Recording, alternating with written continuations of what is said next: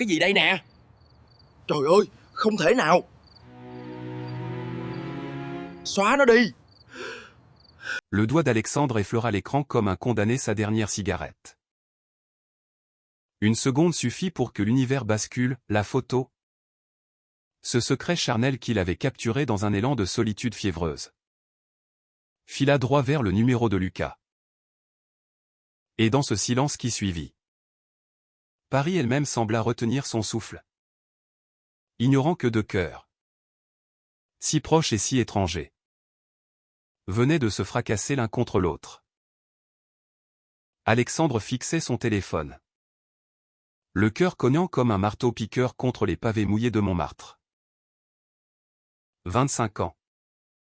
Un appartement exigu sous les combles du 18e arrondissement. Une vie de graphiste freelance qui payait à peine les factures et ce désir inavoué qui le rongeait depuis l'adolescence. Tapis dans l'ombre des nuits solitaires. La photo? Un selfie torse nu. Pris devant le miroir embué de sa salle de bain. Après une douche où il s'était imaginé. Pour la 1000e fois. Les mains de Lucas sur sa peau. Pas n'importe quel torse, marqué d'un tatouage discret. Une ligne de verre de Rimbaud ancre sur les côtes. J'ai embrassé l'aube d'été. Un aveu poétique. Un cri muet. Mais envoyé par erreur. À Lucas. Son meilleur ami depuis le lycée. Ce colosse hétéro de 25 ans. Barman au bistrot du coin. Avec sa fiancée Élise et ses blagues grasses sur les mecs qui eux se la jouent trop sensibles. Comment avait-il pu cliquer sur le mauvais contact? La panique le submergea. Un raz-de-marée de sueur froide. Il tapa frénétiquement, c'est une erreur. Supprime ça tout de suite. Mais le message partit avant que les points de suspension n'apparaissent en réponse.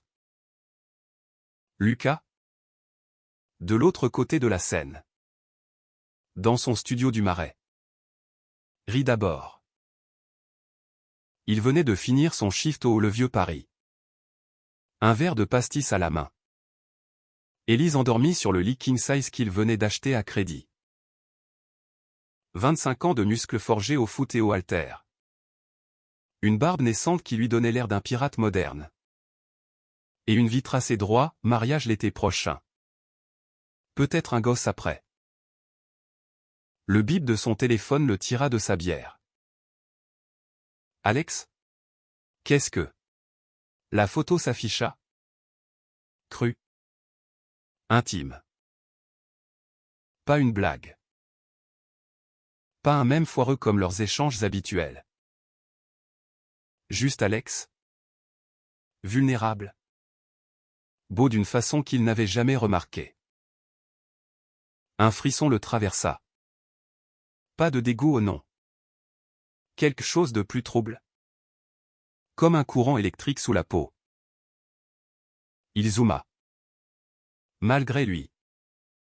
Sur ce tatouage qu'il ne connaissait pas. Rimbaud? Alex? Ce geek sensible qui corrigeait ses fautes d'ortho depuis le lycée. Avait toujours eu ce truc poétique. Mais là. Lucas sentit son estomac se nouer. Était-ce du désir? De la curiosité? Ou juste la bière qui lui montait à la tête? Il répondit enfin, mec. C'est quoi ce bordel? T'es gay. Les mots cliquèrent. Lourds comme des menottes. Alexandre ne dormit pas cette nuit-là.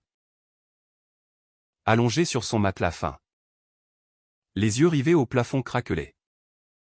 Il revivait chaque seconde, le clic fatal. Le regret acide. Et maintenant cette question qui flottait dans l'éther numérique. Paris bruissait au dehors. Les klaxons des taxis. Les rires des fêtards du Moulin Rouge. Mais dans sa tête, un ouragan. Il avait toujours su. Au fond. Que Lucas était son encre aux soirées foot à la télé. Ses virées en vélib le long de la Seine.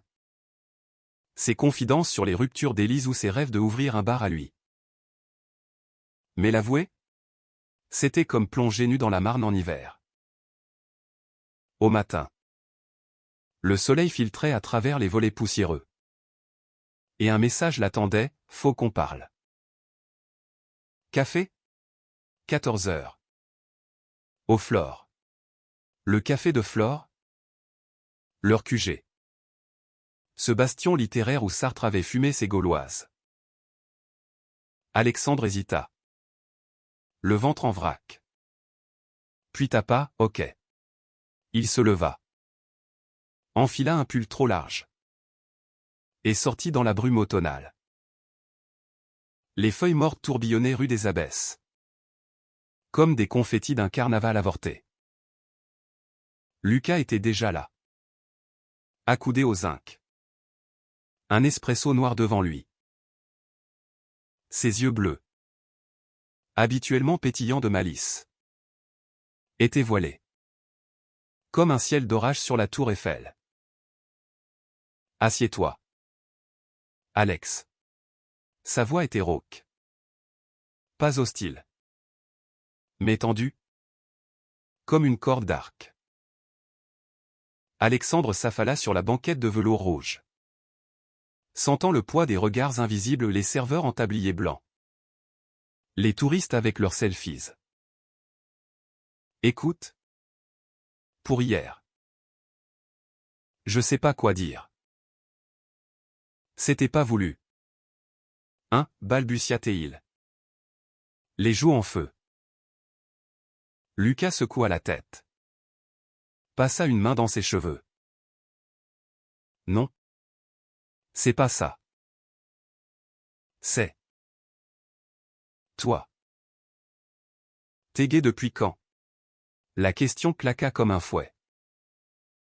Alexandre avala sa salive. Le cœur au bord des lèvres. Toujours. Je crois.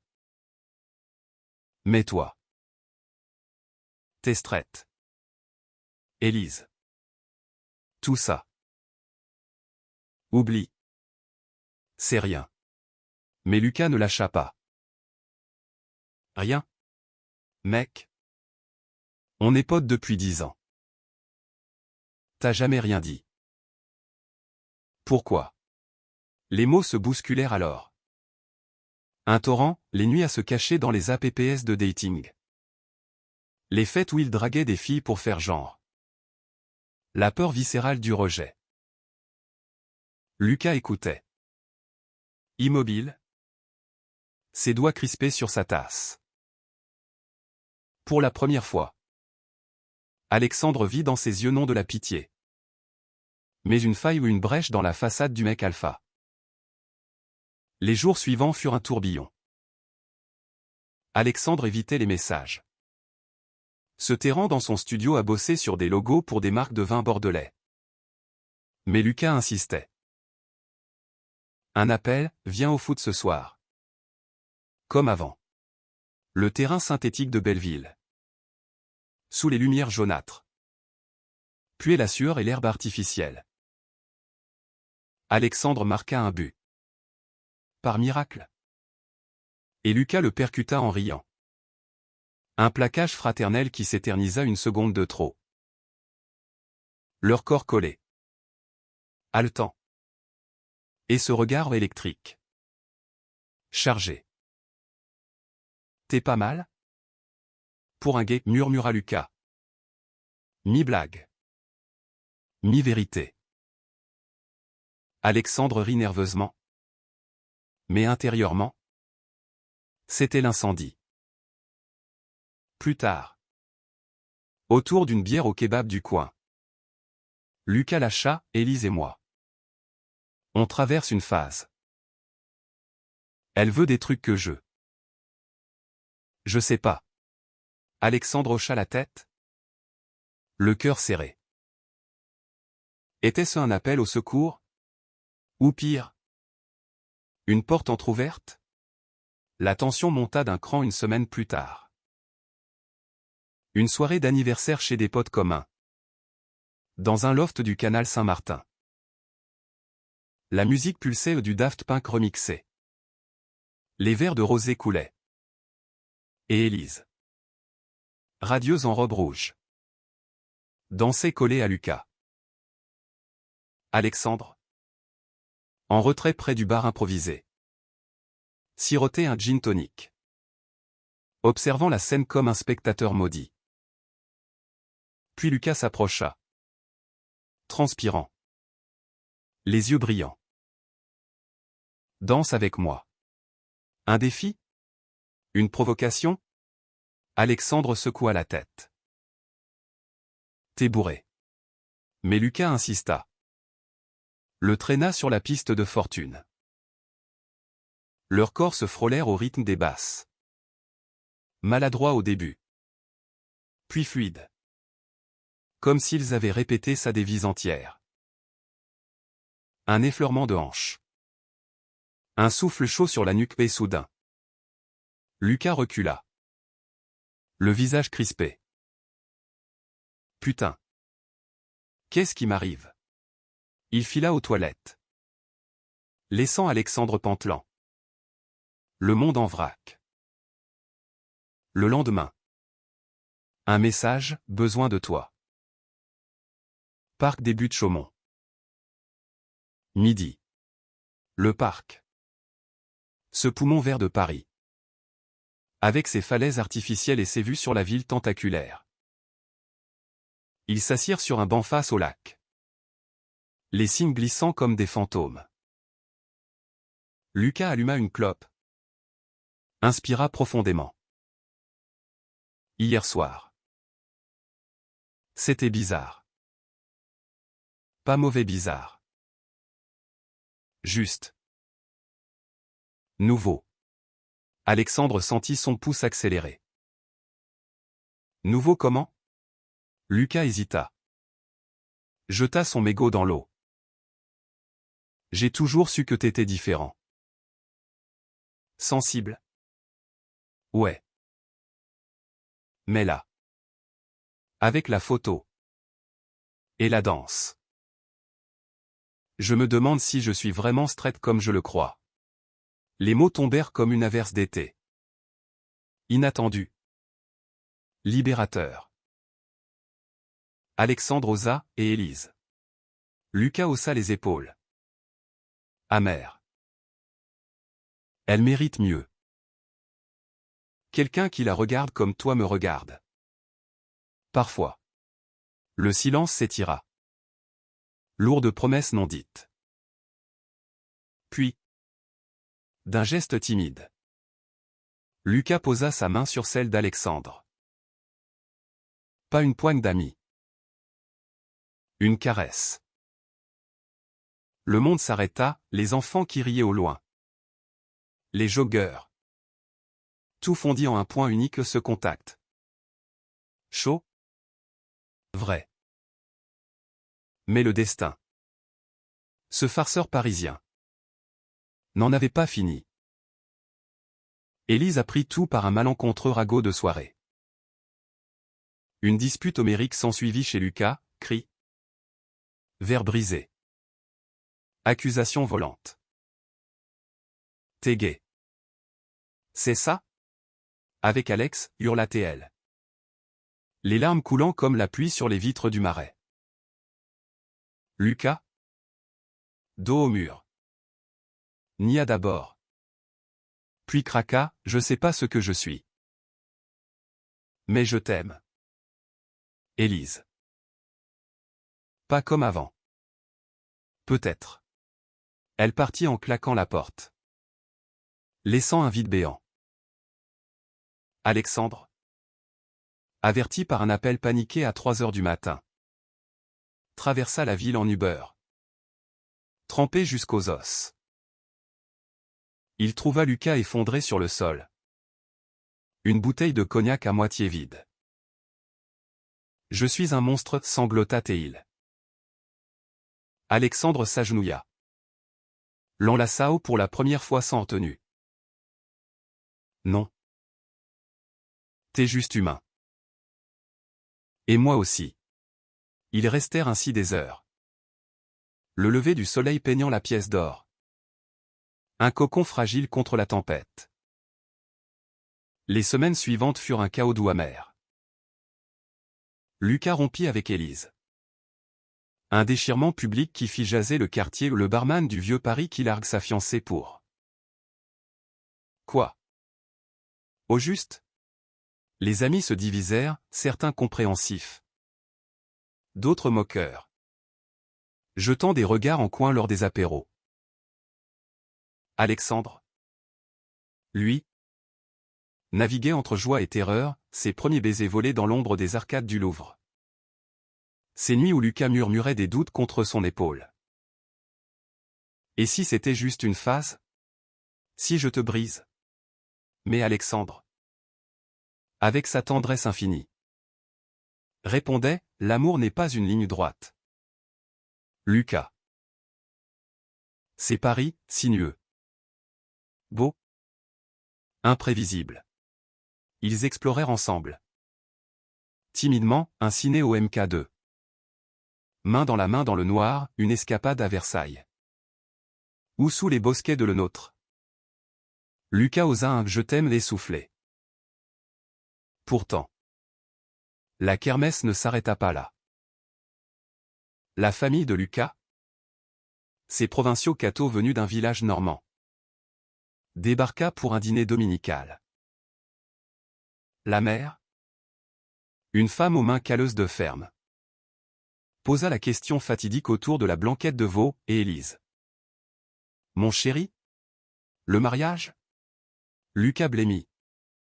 Alexandre invité comme un pote se figea. La fourchette en l'air. C'est fini? Maman. Et y a quelqu'un d'autre. Le père. Un colosse moustachu. Grogna, un autre? Une autre fille. J'espère. Le silence tomba comme une guillotine. Lucas prit la main d'Alexandre sous la table. Serra fort. Non. Papa. Alex. La tablée explosa, cri. Pleurs. Un oncle qui balaya son assiette. Un dégénéré. Dans ma famille? La mère s'effondra en sanglots. Le père claqua la porte. Alexandre. Le cœur lacéré. Murmura, je m'en vais. Mais Lucas le retint, non. C'est notre combat. La nuit fut un calvaire. Ils marchèrent des heures le long des quais. La Seine miroitant sous les réverbères comme un serpent d'argent. Ils me haïssent, souffla Lucas. Les yeux rougis. Alexandre s'arrêta. Le prit par les épaules. Pas toi. Leur peur. Et nous? On est plus forts. Ils s'embrassèrent là. Au pied du pont des Arts. Indifférents aux passants, un acte de rébellion. Un serment. Les jours suivants. Les appels furieux pleuvaient, reviens à la raison. Mais Lucas tint bon. Bloquant les numéros. Se recentrant sur son bar. Sur Alex. Et petit à petit. Une lettre arriva, la mère. D'une écriture tremblante. Je ne comprends pas. Mais je t'aime. Fiston. Viens avec lui. Un jour. Un pas. Minuscule. Mais un pas vers la lumière. Hiver vint. Drapant Paris d'un manteau de givre. Leur amour grandit dans ce cocon, des Noëls improvisés avec du vin chaud et des films de Prévert. Des matins où Alexandre dessinait Lucas endormi. Ces courbes qu'il avait rêvées si longtemps. Mais la kermesse culmina lors de la Pride. Ce cortège arc-en-ciel qui envahit les Champs-Élysées. Lucas? Terrifié au départ, je suis pas prêt pour le défilé public. Se laissa entraîner par Alexandre. Main dans la main. sous la banderole Amour sans frontières. Ils défilèrent au milieu des tambours. Des cris de joie. Un type hurla une insulte depuis un balcon, Lucas se raidit. Mais Alexandre serra plus fort, ignore. On est là. Et pour la première fois. Lucas sourit vraiment. Libre. Entier. Printemps revint. Fleuri. Généreux. Lucas rouvrit son bar Le Pont Brisé. Un clin d'œil à leur histoire. Avec Alexandre aux affiches design. Élise. Guéri. Vint même un soir. Un toast timide à la main, bonne chance. Les gars. La famille normande? Un dîner tendu. Mais sans cri, la mère serra Alexandre dans ses bras. Maladroite. Émue. T'es pas un monstre. T'es celui qui rend mon fils heureux. Et un soir d'été. Sur le toit de l'appartement d'Alexandre. Avec la ville à leurs pieds, la flèche de Notre-Dame scintillant au loin. Lucas mit un genou à terre. Pas une bague clinquante. Juste un anneau simple en argent. Gravé de ce verre de Rimbaud. Épouse-moi? Pas pour le monde. Pour nous. Alexandre. Les larmes aux yeux. Rit à travers les sanglots, oui. 1000 fois oui. Car au fond, ce clic errant n'avait pas détruit. Il avait libéré. Dans les ruelles tortueuses de Paris, deux âmes avaient trouvé leur chemin. Non sans tempête, mais avec une force forgée au feu de l'authenticité. L'amour, ce mystère, n'avait pas de genre, pas de ligne droite. Juste des cœurs qui, par erreur ou par grâce, se reconnaissaient enfin. Les mois suivant leur fiançailles furent un ballet délicat entre joie et ombre persistante.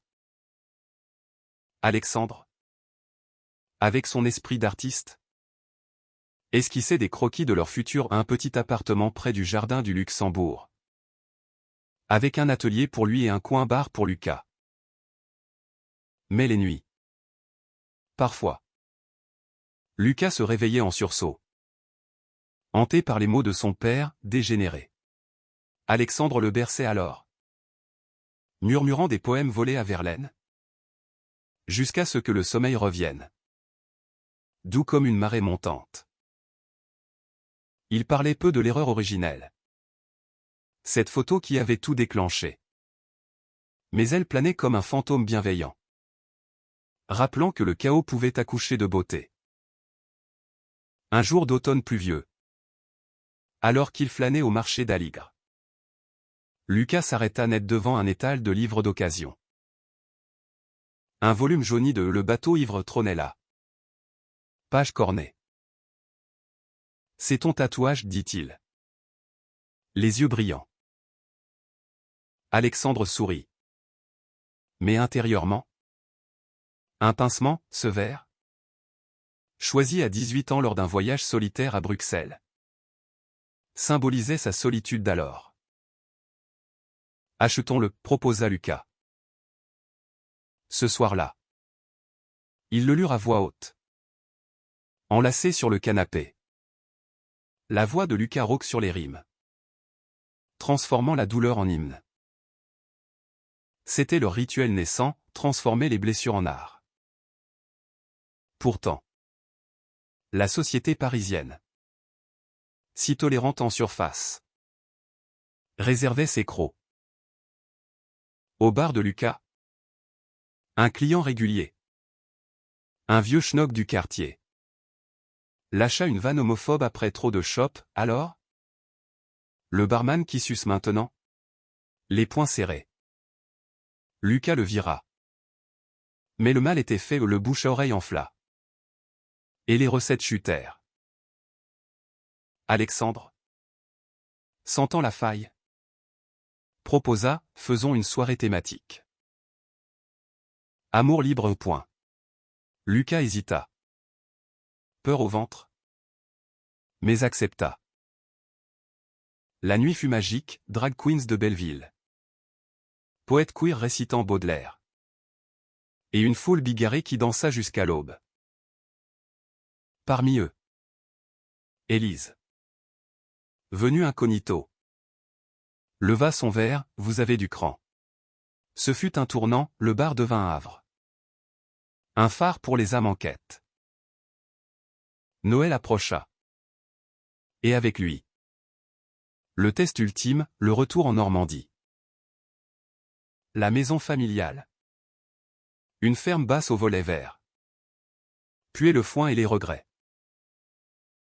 La mère, Marie, avait cuisiné un bûche entière. Ses mains tremblantes pétrissant la pâte comme pour expier. Le père, Henri, grommelait dans son fauteuil, évitant les regards. Alors, c'est officiel, marmonna-t-il enfin. L'heure du café. Lucas hocha la tête. Alexandre à ses côtés comme un bouclier. Oui. Et on est heureux. Marie pleura. Mais cette fois de joie timide, montre-moi ton alliance. Alexandre. Henri. Bourru. Tendit une main calleuse, fais pas de mal à mon garçon. Un pas de plus vers la réconciliation. Fragile comme la neige fondante. Le printemps les porta sur des ailes nouvelles. Ils adoptèrent un chat errant. Un matou gris du nom de Rimbaud, qui ronronnait entre eux comme un médiateur. Alexandre exposa ses dessins dans une galerie du 11e. Des portraits intimes de Lucas aux yeux clos. Lèvres entr'ouvertes. Vendus à des collectionneurs émus. C'est cru. C'est vrai, murmura un critique.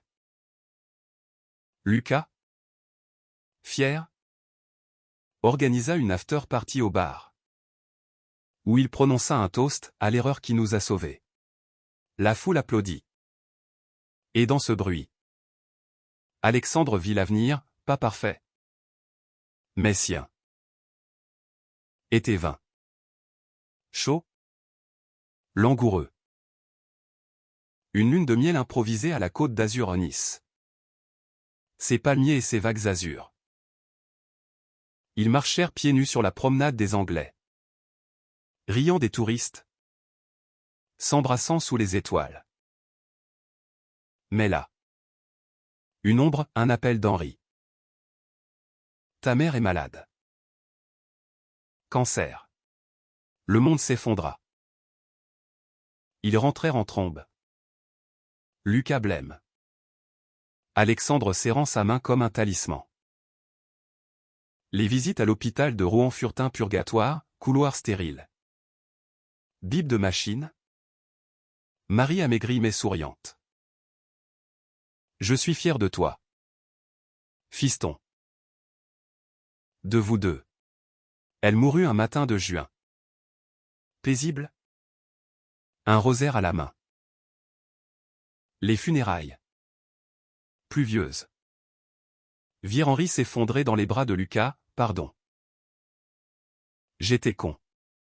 La guérison commença là. Dans les larmes partagées. Automne les trouva solides. Lucas hérita de la ferme. Qu'il transforma en gîte queer-friendly la maison arc-en-ciel. Un refuge pour couples comme eux. Alexandre y dessina les fresques. Des amours entrelacés inspirés de Picasso. Paris. Leur amour premier. Restait le cœur battant. Mais la Normandie devint leur ancre. Et un soir d'hiver. Sous les guirlandes du bar. Lucas murmura, cette photo. Meilleure erreur de ma vie. Pour étendre à 8000 mots. Imaginons des scènes approfondies, descriptions sensorielles de Paris. Dialogues intimes prolongés. Flashback sur leur amitié juvénile au lycée, Alexandre aidant Lucas en maths. Lucas défendant Alex des bullies. Conflits internes de Lucas avec sa masculinité toxique héritée. Exploration de la communauté LGBT parisienne, rencontre à la Marais. Thérapie de couple. Et un subplot avec un ex d'Alexandre qui réapparaît pour semer le doute. Menant à une crise gayséenne où Lucas doit prouver son engagement. Le tout tissé en un flux émotionnel. Culminant en une conclusion où ils adoptent un enfant. Symbolisant l'héritage d'un amour résili. Hiver rigoureux s'installa.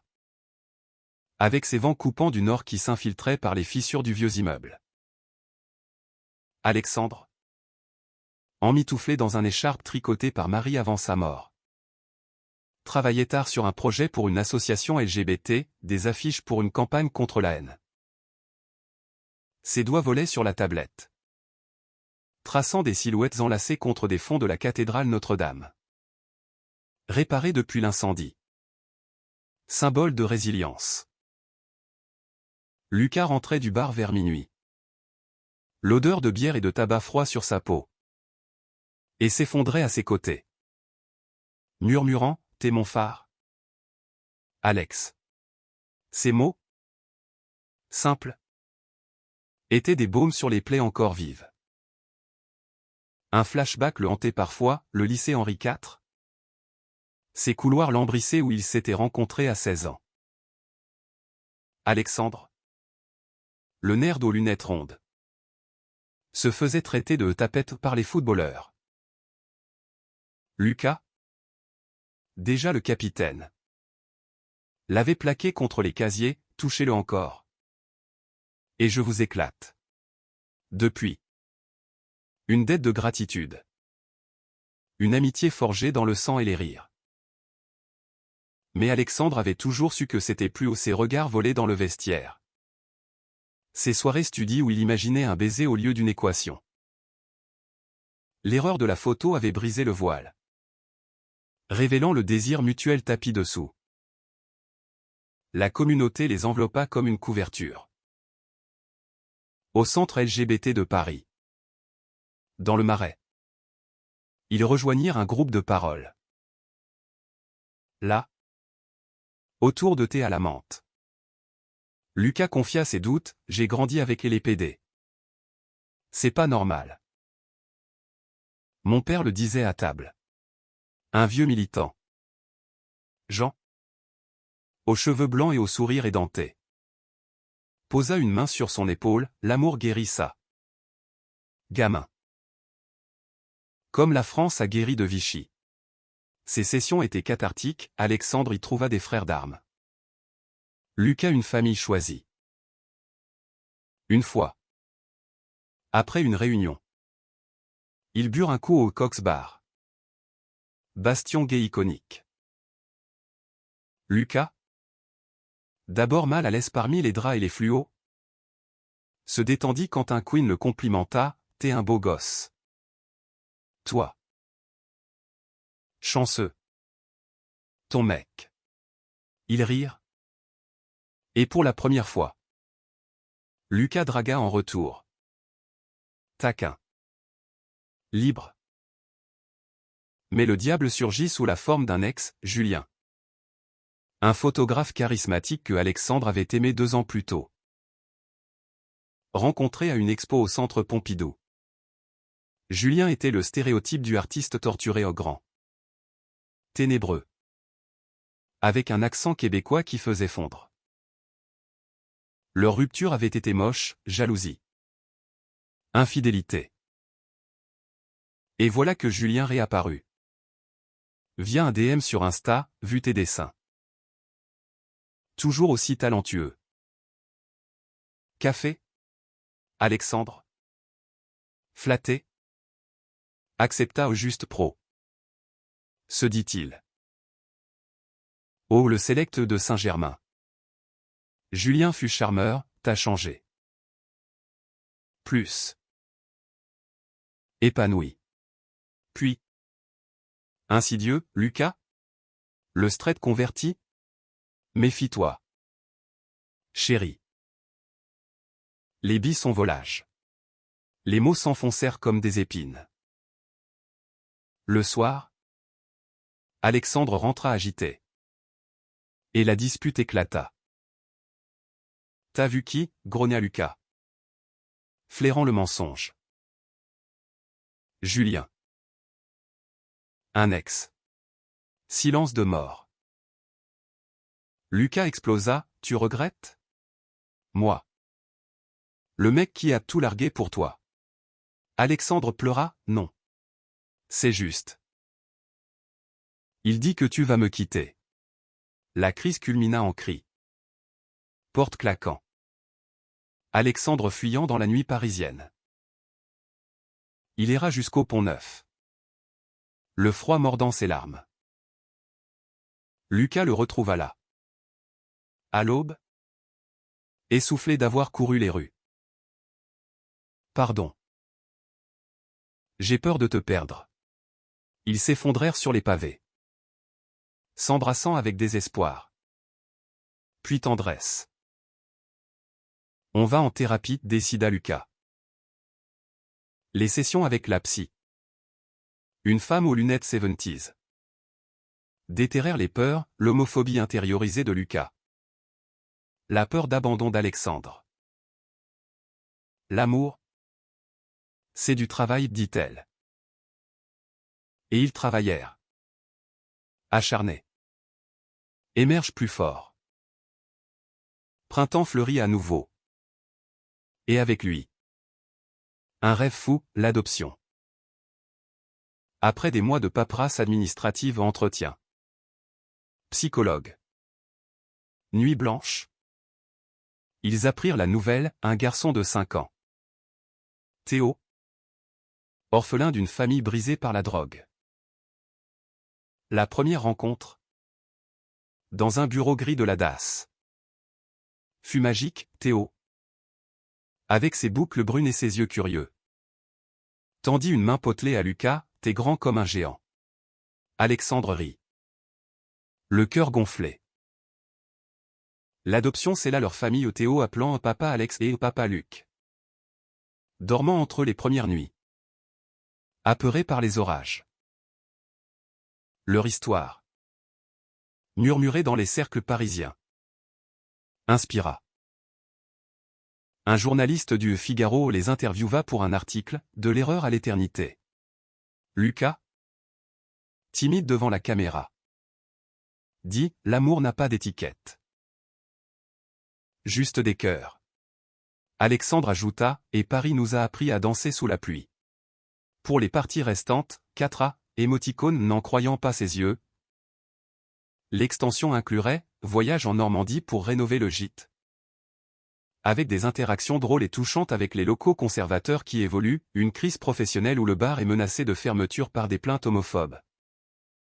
Résolu par une pétition communautaire, des moments romantiques intenses comme un pèlerinage à la maison de Rimbaud à Charleville, l'éducation de Théo. Enseignant la tolérance, et une conclusion où. Des années plus tard. Il regarde Théo grandir. Entouré d'une famille élargie. Prouvant que l'erreur d'une photo avait tissé un tapestry d'amour indestructible. Chaque partie approfondit les émotions. Avec des descriptions vives de la cuisine française. Des odeurs de boulangerie. Des sons de accordéon dans les rues. Pour atteindre le total de 8000 mots en un flux seamless. Hiver suivant. Le gîte La Maison Arc-en-Ciel ouvrit ses portes. La ferme normande. Avec ses poutres apparentes et son verger de pommiers. Devint un sanctuaire. Les premiers clients, un couple lesbien de Lyon. Émerveillé par les fresques d'Alexandre, un père célibataire gai de Londres. Cherchant la paix. Lucas. En tablier. Servait du cidre chaud. Racontant leur histoire autour du feu de cheminée. Tout a commencé par une photo ratée, riait-il. Henri. Le grand-père réticent. Aider aux réparations. Marmonnant, c'est pas si mal. Vos clients. Poli. Au moins. Petit à petit. Il tailla un arbre pour Théo. Un pommier greffé, pour que tu grandisses droit.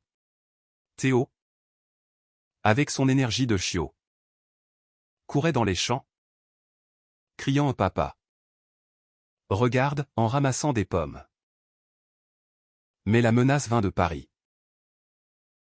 Un groupe conservateur, famille traditionnelle, lança une campagne contre le bar de Lucas, lieu de débauche. Des plaintes anonymes pleuvaient. La préfecture menaçant de fermeture. Lucas, acculé, appela Alexandre en pleurs, on perd tout. La communauté se mobilisa, pétition en ligne. 10 000 signatures en 48 H, manif devant la mairie avec des pancartes Amour égale liberté. Élise, désormais amie, organisa un flash mob. Jean, le militant, témoigna, ce bar. C'est un morceau de marais portable. La presse s'empara, le combat d'un couple contre l'obscurantisme. Le conseil municipal céda, le bar survécut. Plus fort. Avec une plaque, en mémoire des amours persécutés. Étaient les menas à Charleville-Mézières. Pèlerinage à la maison de Rimbaud. La petite ville. Somnolente sous le soleil. Abritait le musée, vitrine de manuscrits jaunis. Odeur de vieux papier. Lucas, tenant Théo sur ses épaules. Lui à voix haute au roman, les voix claires et dévotes s'élevaient vers le ciel blanc. Alexandre, ému, murmura, c'est nous. Des voix qui s'élèvent. Théo, babillant, posa une question innocente, papa. Pourquoi les garçons aiment les garçons? Lucas s'agenouilla, parce que l'amour choisit qui il veut. Comme toi et ton doudou. Le soir, sous les étoiles. Ils firent l'amour dans une chambre d'auberge. Lent, profond. Avec le bruit de la Meuse en fond. Années filèrent comme les pages d'un livre bien lu. Théo grandit. Un ado de 13 ans passionné de foot et de dessin. Défendant ses pairs au collège contre les moqueries, mes papas sont cool.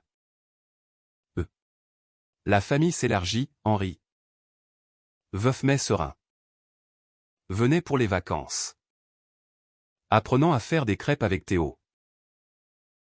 Élise se maria. Envoya des photos d'un bébé à votre nièce d'honneur. Et un soir d'automne. 20 ans après la photo fatidique. Sur le même toit parisien. Alexandre et Lucas.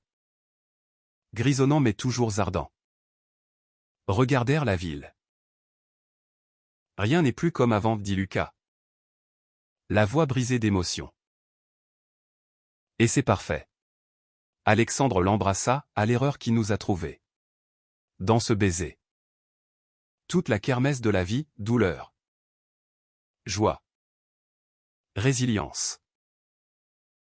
Un testament humaniste, l'amour, quand il est vrai, transcende les étiquettes, guérit les fractures, et fleurit, éternel, comme Paris sous la pluie.